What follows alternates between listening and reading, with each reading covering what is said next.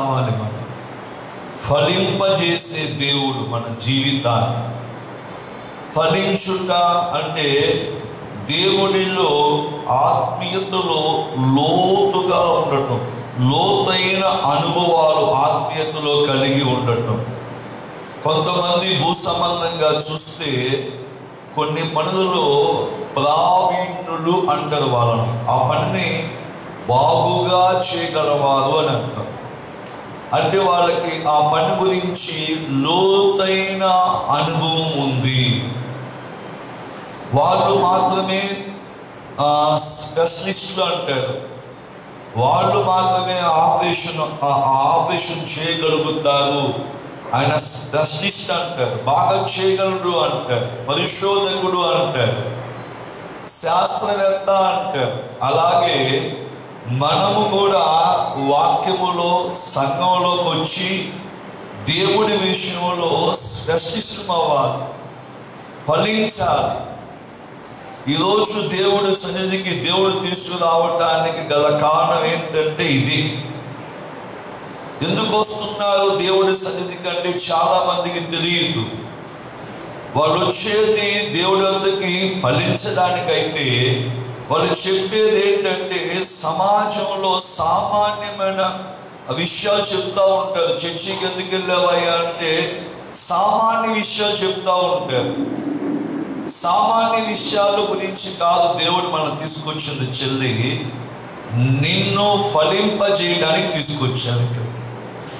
ఆయనే మనల్ని ఆకర్షించారంటే, ఆయన మనల్ని ఆకర్షించారు అంటే అర్థం ఏంటంటే ఆయన గొప్పవాడై ఉండి మనం ఎందుకు ఆకర్షించాడు అంటే ఇక్కడ ఇంకా గొప్ప పని ఒకటి ఉంది, గొప్పది ఒకటి ఉంది, అదే నీవు ఫలించటం అనేది అని బైబిల్ గ్రంథంలో దేవుడు మనకి బయలుపరుస్తున్నాడు. హల్లెలూయా. మనం దేవుడి వద్దకు వచ్చిన తర్వాత మనం ఏమవ్వాలంటే ఫలించాలి.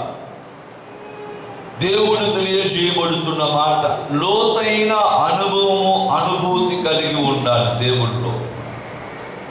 దేవుడి యొక్క వాక్యం చూడండి. చాలా మంది దేవుడి వద్దకు వచ్చి ఎందుకు వాళ్ళు దేవుడిలో ఫలించట్లేదు? సామాన్యమైన సమాజంలో ఉన్న వాటిలో ఉన్న నైపుణ్యత వాళ్ళకి దేవుడిలో ఎందుకు లేదు? చదువు రాని వ్యక్తిని తీసుకెళ్ళి మంచి స్కూల్లో జాయిన్ చేస్తే చదువు మీద ఇంట్రెస్ట్ కలిగి బాగా చదువుకునేవాడయ్యారు. ఈ లోకంలో కూడా సమాజం ప్రకారంగా చూస్తే కొంతమంది కొన్ని అబ్బకపోతే ఆ వ్యక్తికి తల్లిదండ్రులు ఏం చేస్తారండి, ఇంకో మార్గాన్ని ఎంచుకొని ఎలాగైనా ఆ వ్యక్తి నేర్చుకోవాల్సినవి నేర్పించేలాగా చాలా విషయాల్లో ప్రయాసపడుతూ ఉంటారు. పరలోకమందున్న తండ్రి కూడా మనల్ని ప్రేమించి మనము గడిచిన సంవత్సరం అంతా కూడా ఏమన్నా ఫలించామా దేవుడి వద్దకు వచ్చి దేవుడిలో అని దేవుడు మనల్ని ఏం చేస్తాడంట, దేవుడు సరిగ్గా తీసుకొస్తున్నాడు, ఫలించాలి అని తీసుకొస్తున్నాడు ఇక్కడికి.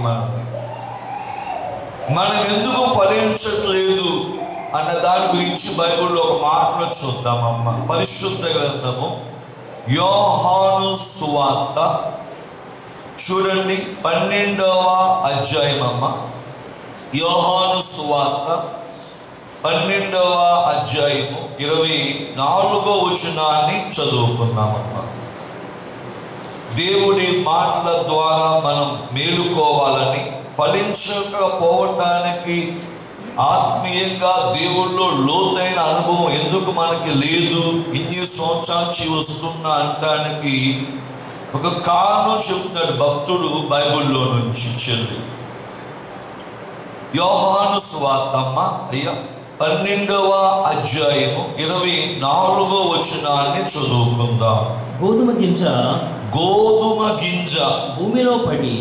భూమి లోపల పడి చావకపోతే అది ఒంటరిగానే ఉండును. అది ఒంటరిగానే ఉంటుంది. ఉండును. అది చచ్చిన ఎడల, అది ఎప్పుడైతే చనిపోతుందో, భూములు పెట్టిన తర్వాత చనిపోయిన ఎడల విస్తారముగా ఫలించును. విస్తారంగా ఫలిస్తుంది. హల్లెలూయా. చూడండి, ఒక విత్తనం గోధుమ గింజ అన్నాడు దేవుడు యొక్క భక్తుడు బైబిల్ గ్రంథంలో. ఈ గోధుమ గింజ ఏమైందంటమ్మా, భూమిలో పడిన తర్వాత ఏమవ్వాలంట? చనిపోవాలి. దేవుడి యొక్క వాక్యం చెబుతున్న మాట. అప్పుడే అది బహుగా విస్తరిస్తుందంట, బహుగా ఫలిస్తుందంట. దేవుడి యొక్క వాక్యం చెబుతుంది. మరి దేవుడి సన్నిధికి వచ్చిన మనము కూడా ఫలించాలి, బహుగా ఫలించాలి. అంటే దేవుడి యొక్క వాక్యం చెబుతుంది, దేవుడి సన్నిధిలో వచ్చిన తర్వాత నీవు భూ సంబంధమైన విషయాలను చంపేసుకోవాలి. ఏం చేయాలమ్మా? దేవుడి సన్నిధికి వచ్చిన తర్వాత విత్తనము భూమిలో పడి చనిపోతేనే అది ఏమవుతుంది? మొలకెత్తుతుంది, చెట్టు అవుతుంది. లేకపోతే ఒంటరిగానే ఉంటుందంట.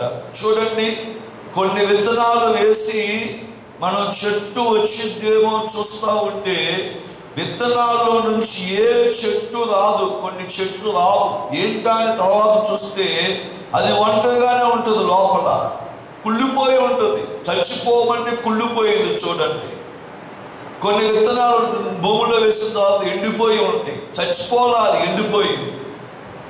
దేవుడి యొక్క వాక్యం కూడా చెబుతుంది ఏంటంటే, చెల్లి, ఒక దేవుడి యొద్దకు వచ్చే దేవుడి ప్రజలు ఎందుకు ఫలించట్లా? దేవుళ్ళో ఫలించట్లా. చర్చికి వచ్చిన తర్వాత ఫలిస్తే నీ మైండ్ సెట్లోని అసలుకి భూ సంబంధమైన వాటి మీద ఉన్న మనసు ఉండదు. భూ సంబంధమైన వాటి మీద నీకే అసహ్యం కలుగుతూ ఉంటుంది. దేవుడి యొక్క వాక్యం తెలియజేయబడుతున్న మాట ఇది. ఎప్పుడైతే నేను ఫలించాలి, ఏమవ్వాలి? మనం ఫలించడం అంటే ఆత్మీయతలో ప్రావీణ్యత నొందటం. దేవుళ్ళు ఏం నొందాలమ్మా? ప్రావీణ్యత, నైపుణ్యత కలిగి ఉండటం. దేవుడి సన్నిధికి వచ్చిన తర్వాత భూ సంబంధమైన వాటిని చనిపోవటం. చూడండి, ఎఫెసీ రాసిన పత్రికలో నుంచి భక్తుడు పౌలు గారు సంఘానికి చెబుతున్న మాటని, చెల్లి, తల్లి, తమ్ముడు, అన్న, పరిశుద్ధ గ్రంథమయ్యా ఎఫెసీలకు రాసిన పత్రికలో నుంచి 5వ అధ్యాయము దేవుడి యొక్క వాక్యం తెలియజేయబడుతున్న మాటను చూద్దామమ్మా. 4వ వచనమయ్యా. కృతజ్ఞత వచనమే మీరు ఉచ్చరింపవలెను గాని మీరు బూతులైనను ఓకిరి మాటలైనను సరసోక్తులైనను ఉచ్చరింపకూడదు. ఇవి మీకు తగవు. అవి మీకు తగవు.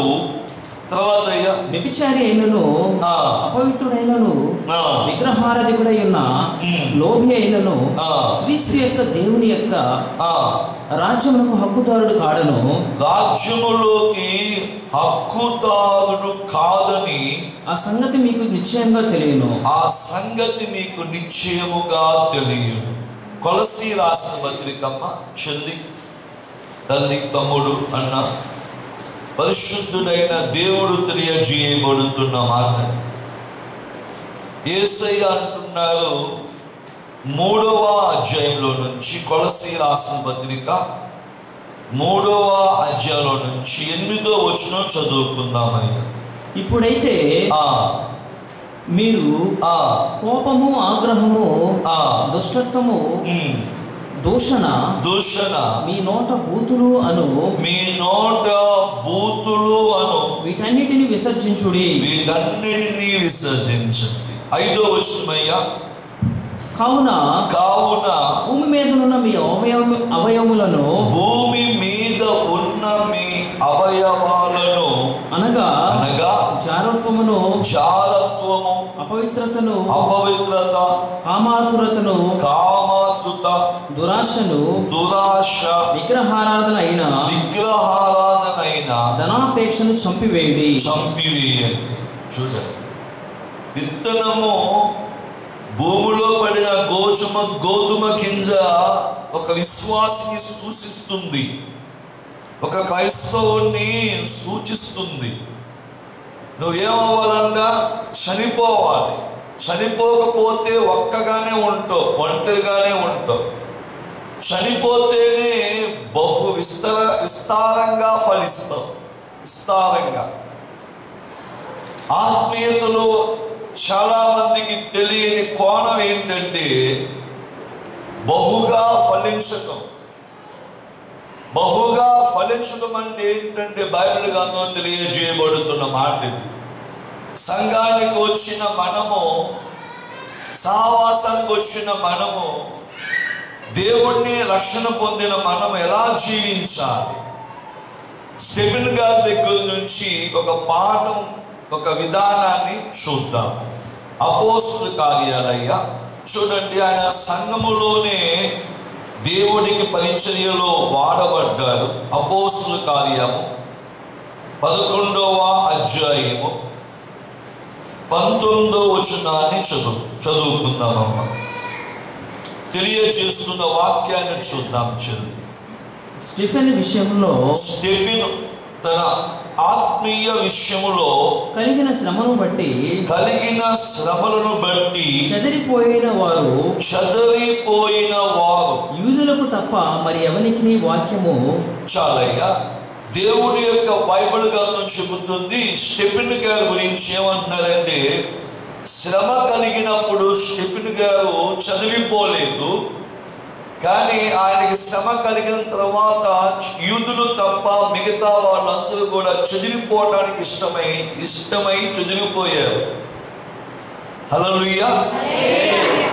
దేవుడి వాక్యం ఏమంటుందంటే, నీవు దేవుడిలోకి వచ్చిన తర్వాత భూ సంబంధమైనవన్నీ చంపుకోకపోతే, దేవుడి సన్నిధిలో సంఘంలోకి వచ్చి నువ్వు ఫలించకపోతే, దేవుడిలో ప్రాముఖ్యత నొందకపోతే, అప్పుడు నీకు శ్రమ వచ్చిందనుకోండి, ఏమైపోతామంట? చెదిరిపోతాము.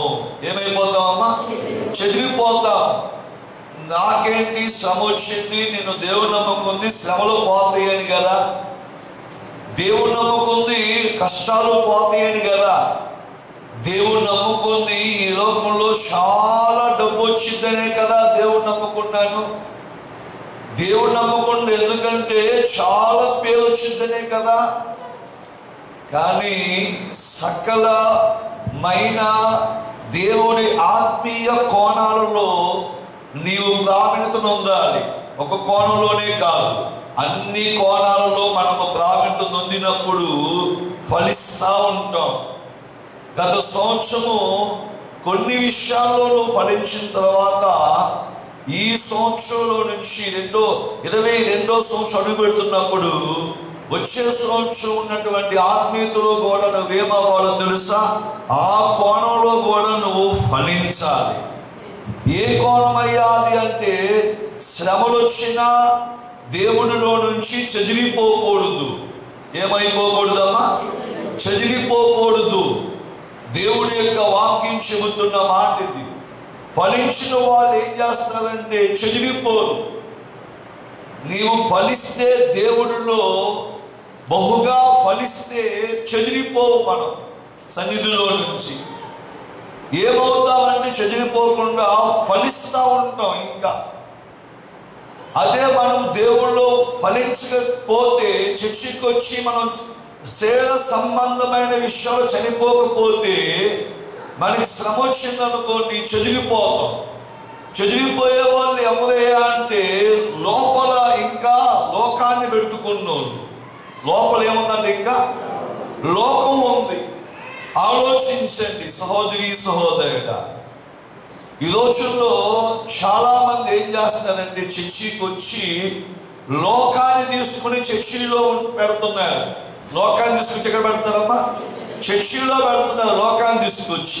అంటే దేవుడి యొక్క వాక్యం చెబుతున్న మాట ఏంటంటే, కొంతమంది ఉద్యోగంలో ఎలాగైతే ప్రవర్తిస్తారో ప్రజల పట్ల, ఎదుటివాళ్ళ పట్ల, పేదవాళ్ళ పట్ల, లేకపోతే వాళ్ళ కింద ఉన్న వాళ్ళ పట్ల ఎలా నడుచుకుంటారో, లేదా ఇంట్లో కొంతమంది భార్య పట్ల నీచంగా ప్రవర్తిస్తారు, కొంతమంది భర్తల పట్ల భార్య నీచంగా ప్రవర్తిస్తారు.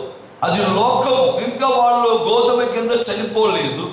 వాళ్ళు సంఘానికి వచ్చి ఎదుటి వాళ్ళు కూడా నీచంగా ఎంచుకుంటారు. ఎందుకంటే లోకాన్ని సంఘంలో తీసుకొచ్చినట్టు. సంఘానికి ఎందుకు వచ్చావు నువ్వు? సంఘానికి ఎందుకు వచ్చావు అంటే ఫలించడానికి వచ్చావు. మనం సంఘంలో ఏమవడానికి వచ్చాము? ఫలించడానికి వచ్చాము. అంటే సమాజానికి ఇక్కడ నుంచి నువ్వు దేవుళ్ళో ఫలించి పరలోక రాజ్యానికి వెళ్ళటానికి భూమి మీద నివసిస్తున్న సమాజంలోకి ఫలించుట తీసుకుని వెళ్ళాలి. ఉద్యోగంలోకి ఆత్మీయతలో నువ్వు ఫలించిన తీసుకుని వెళ్ళాలి. వ్యాపారంలోకి నువ్వు సంఘంలోకి వచ్చి ఫలించిన ఆత్మీయతను తీసుకుని వెళ్ళాలి. ఇంటికి సంఘంలో ఫలించిన ఆత్మీయత తీసుకుని వెళ్ళాలి. కాలేజీకి చర్చిలో ఆత్మీయతలో ఫలించిన ఆ ఫలింపు తీసుకుని వెళ్ళాలి. నువ్వు స్కూల్కి సంఘంలో ఫలించిన తీసుకుని వెళ్ళాలి.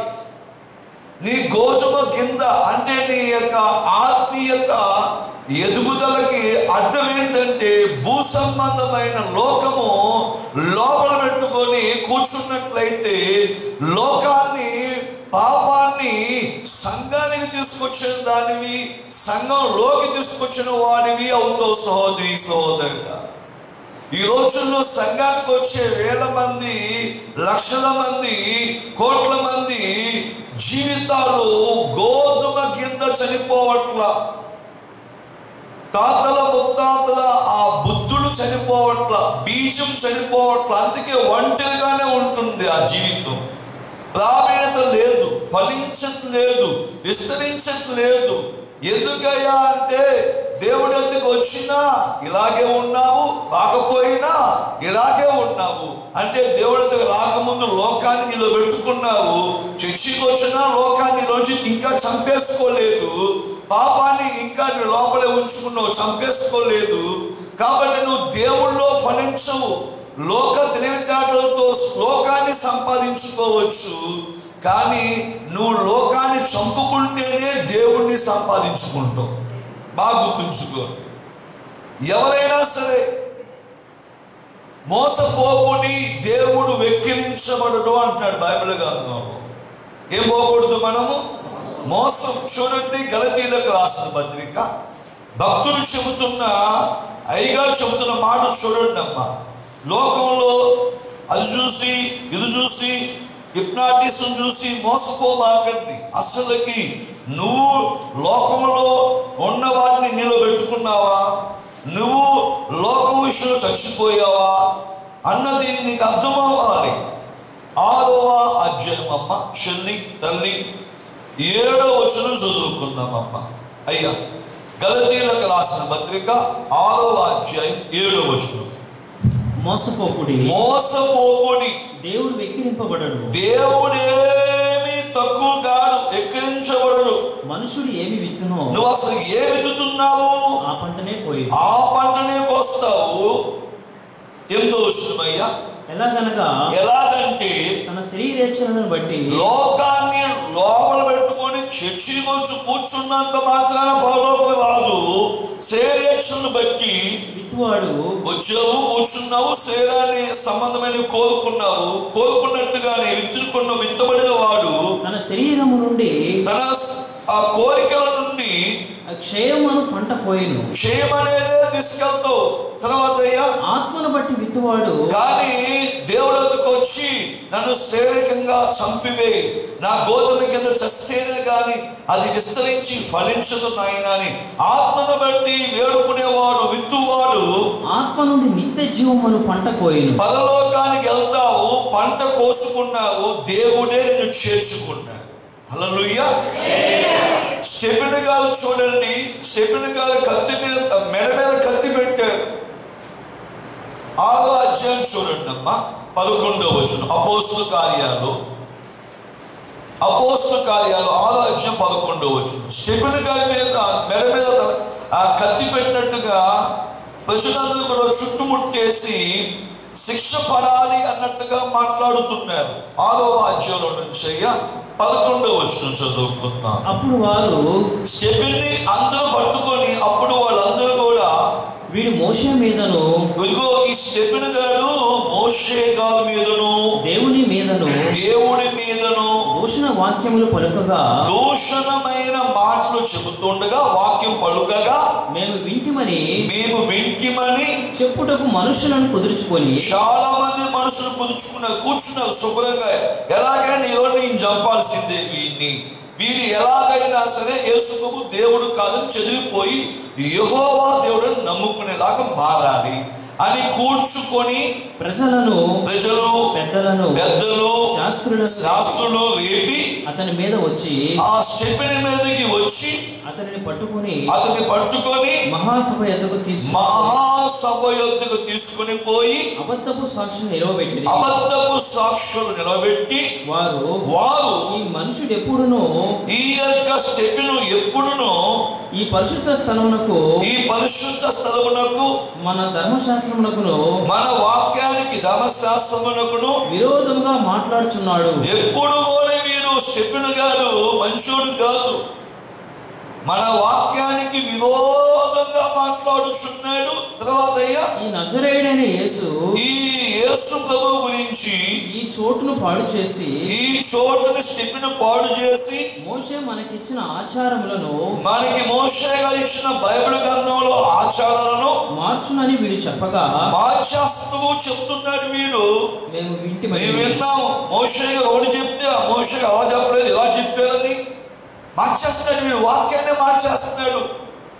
దేవుడు తిట్టాడు, దూషించాడు. ఇక్కడ రాయబడి ఉన్న మాట చూడు, మోషే గారి మీద దేవుడి మీద దూషణ వాక్యాలు చెప్పడం మేము విన్నాము అని ఒకళ్ళేమో వీడు అసలు వాక్యాలే మార్చేస్తున్నాడు వీడు అని ఇంకొకళ్ళేమో వీడు ఈ స్థలానికి వచ్చి నజరేయుడైన యేసు గురించి వాక్యాలు ప్రతిరోజు చెప్తున్నాడని ఇంకొకళ్ళు. ఏదో స్టెఫెను నువ్వు చచ్చిపోతావా, వాళ్ళతో పాటు చంపేస్తావు మిమ్మల్ని ఇప్పుడు నిన్ను. ఎందుకంటే మోషే ధర్మశాస్త్రం చెప్పింది, దేవుడు కానీ వాక్యాన్ని కానీ మందిరాన్ని కానీ తిట్టిన వాడిని, రాజును తిట్టిన వాడిని ఎవరైనా సాక్ష్యాలు చెప్తే తీసుకెళ్ళి వెంటనే వాళ్ళతో పాటు చంపేయాలి, వ్యభిచారం చేస్తే చంపేయాలి, కుష్ఠరోగి ఊళ్ళో ఉంటే చంపేయాలి. నువ్వు కుష్ఠరోగి కాకపోయినా నువ్వు మా మతానికి బట్టిన కుష్ఠువి, నువ్వు వ్యభిచారం కాకపోయినా నువ్వు అటు ఇటు కానోడివి, ఇప్పటికైనా చెప్పు, వెళ్ళిపోతావా యేసు ప్రభువుని వదిలిపెట్టేసి? శ్రమ వస్తుంది నీకు ఇప్పుడు, చర్చి పేతురు గారి చర్చి వదిలిపెట్టి వెళ్ళిపోతావా? చెప్పు, నువ్వు యూదుడివే కాబట్టి నీకు ఛాన్స్ ఇస్తున్నాము, లేకపోతే నిన్ను, నీ జీవితాన్ని, నీ వయస్సుని ఇప్పుడే పతనం చేసేస్తాం. ఈ స్థలంలో నువ్వు చేసే అల్లకల్లోలు ఎంత అంతా కాదు. నజరేయుడైన యేసుక్రీస్తు గురించి ప్రకటించి తప్పు చేస్తున్నావు. మోషే చెప్పిన వాక్యాలను దూషించి, దేవుడిని దూషించి తప్పు చేస్తున్నావు. దేవుడు ధర్మశాస్త్రాన్ని మార్చేసి తప్పు చేస్తున్నావు. ఇన్ని తప్పులకు ఇది అందరూ సాక్ష్యాలు. దీనికి నువ్వు ఒప్పుకొని యేసు ప్రభువుని వదిలేసావా? సరే, వదిలిపెట్టవా? అయితే నీకు దక్షిణలో తప్పగా నీకు రాళ్ళతో కొట్టడం మాత్రం కన్ఫర్మ్గా జరుగుతుంది. ఒక కోణం చూడండి, స్టెఫెను గారు ఆయనను చెదరగొట్టాలని ప్రయత్నాలు జరుగుతున్న సన్నివేశం, ప్రధాన యాజకుడు వాళ్ళ దగ్గరికి వెళ్తే తప్పించుకుంటానికి ఛాన్సే ఉండదు. అయినా కూడా స్టెఫెను ఏదన్నా కొంచెమైనా బెరికాడా, ఏదైనా వణికాడా, ఏదైనా వెనకడుగు వేసాడా, నిరాశ చెందాడా, లేదంటే నాకు యేసు ప్రభువుతో సంబంధం లేదని చెప్పి వదిలేశాడా, యేసుక్రీస్తు గురించి అబద్ధం చెప్పాడా, తప్పించుకున్నాడా? గోధుమ గింజ భూమిలో పడి సస్తేనే గాని అది విస్తరించి ఫలించదు. సహోదరి సహోదరుడా, చర్చికి ఎందుకు వస్తున్నావంటే ఆత్మీయతలో ప్రావీణ్యత పొందాలి. నీకు దేంట్లోనమ్మా? ఆత్మీయతలో ప్రావీణ్యత. లోకంలోనైతే కొంతమంది ఏం చేస్తారంటే, లోకంలో ఉన్న వాళ్ళు కొంతమంది చూడండి, మీకు అర్థమవటం కోసం కొన్ని వస్తువులు కొనుక్కునే చోట బేరం ఆడతారు. కొన్ని చోట్ల వాళ్ళకి తెలుసు ఇక్కడ బేరం ఆడొచ్చు, ఇక్కడ సగంలో సగం ఎక్కువ చెప్తారు రేటు అని. అదే బేరమాడిన మనిషి లోక జ్ఞానంతో అక్కడ బేరమాడి సగం రేటు కొనుక్కుంటాడు అక్కడ వస్తువుని. అక్కడి నుంచి షోరూమ్కి వెళ్తాడు. షోరూంలో కూడా చాలా వస్తువులు ఉంటాయి, కానీ ఆ వస్తువులు బేరమాడకూడదు. ఆ వస్తువుల మీద ఎంత రేటు ఉందో అంత రేటు బిల్లు కట్టి నయా పైసాలతో సహా డబ్బులు చెల్లిస్తున్న వస్తువునికి ఇస్తారు. వీడు లోకంలో ఉన్నప్పుడు బేరమాడటం ఎక్కడో తెలిసిన ఒక చోట బేరమాడిన వ్యక్తి అక్కడ తగ్గిస్తారని తెలుసు కాబట్టి సగంలో సగం బేరమాడి తక్కువ కొనుక్కొచ్చుకున్నాడు ఒక వస్తువుని. అదే వ్యక్తి అదే వస్తువును బండిలో పెట్టుకొని ఇంకొక షోరూమ్కి వెళ్ళాడు. అక్కడ కూడా తెలుసు ఈ మనిషికి ఇక్కడ బేరం ఆడకూడదు, ఇక్కడ బేరం ఆడినా తగ్గించదు, మన నయా పైసా సహా బిల్లు కడితేనే మనకి చేతికి ఆ వస్తువు ఇస్తుందని తెలుసు. కాబట్టి షోరూమ్కి వెళ్ళి దాని బిల్లు చూసి ఓహో ఇంత కట్టాలా అని చెప్పి వచ్చి క్యాష్లోని ఇచ్చేసి ఆ అమౌంట్ కట్టేసి వచ్చేసాడు. ఇది లోక తెలివితేటలు. లోకంలో మనిషికి ఎక్కడ ఎలా ఉండాలో తెలిసిన వ్యక్తి అని అర్థం. దేవుడు ఎందుకు వచ్చిన తర్వాత కూడా నీకు తెలియాల్సింది ఒక ఏది తెలుసు సహోదరి సహోదరుడా, భూ సంబంధమైనది లోకము నీలో నుంచి చచ్చిపోవాలి. చచ్చికొచ్చేది లోకమును దేవుడు నీలో నుంచి తీయడానికి చచ్చికొచ్చి దేవుడు ఫలించువాడు, ఫలింపజేయువాడు. ఆయన ఎందుకు వచ్చి నువ్వేమవ్వాలి తెలుసా? ఫలించాలి, జ్ఞానముతో నడుచుకోవాలి. ఇక్కడ ఇలాగా ఉండాలి, ఇక్కడ ఇలాగా దేవుడి గురించి చెప్పాలి, ఇక్కడ ఇలాగా అణుచుకోవాలి, ఇక్కడ లోబడాలి, ఇక్కడ సహించాలి, ఇక్కడ సంభాషణ రుచికరంగా మాట్లాడాలి, ఇక్కడ విశ్వాసం ఇంత ఎక్కువ ఉండాలి, ఈ సమస్యకు విశ్వాసమే కారణం, ఈ పరిష్కారానికి ఇంత ప్రార్థన చేయాలి, ఇంత దూరం నడవడానికి ఇంత బలం కావాలి అని ఎలాగైతే ఆలోచిస్తాం భూమి మీద. దేవుడు వచ్చిన తర్వాత కూడా దేవుడు దగ్గరకు వస్తే సంతానం ఇస్తాడు, ఉద్యోగం ఇస్తాడు, వివాహం ఇస్తాడు, అప్పులు తీరుస్తాడు. ఆ కోణమే నీకు తెలిసేమో సహోదరి సహోదరుడా. దేవుడు చెప్తున్న కోణం ఏంటో తెలుసా? గోధుమ గింజ చనిపోవాలి. ఏం చనిపోవాలమ్మా? దేవుడు చెప్తున్న కోణం ఇది. లక్షల మంది చర్చికి వచ్చిన నీలో గోధుమ గింజ అంటే పాత జీవితం చాలకపోతే లోకం నీలో పెట్టుకుని కూర్చున్నాం. కొంతమంది వచ్చిన కాడ నుంచి ఫోన్ తీసుకుని బయటకు వెళ్తా ఉంటారు. ఎందుకంటే లోకంలో ఉన్న అసలు ఇక్కడ కూడా అనుభవిస్తూనే ఉంటారు. ఇంట్లో పడుకున్నా కూడా అంతే. సమాజం దృష్టిలో వాళ్ళు చెప్తారు 8 గంటల మా ఉద్యోగం అని, కానీ ఫోన్లో వాడు చేసేది ఉద్యోగమే 12 గంటలు కాదు, 24 గంటలు. చూసారా సహోదరి సహోదరుడా? ఇక్కడ బైబిల్ గ్రంథం చెప్తుంది, శకుని గారితో అంటున్నారు నువ్వు మోషేని దూషించావు. ఇక్కడ మొదటి విషయం చెప్తున్నారు, దేవుడి మీదను మోషే మీద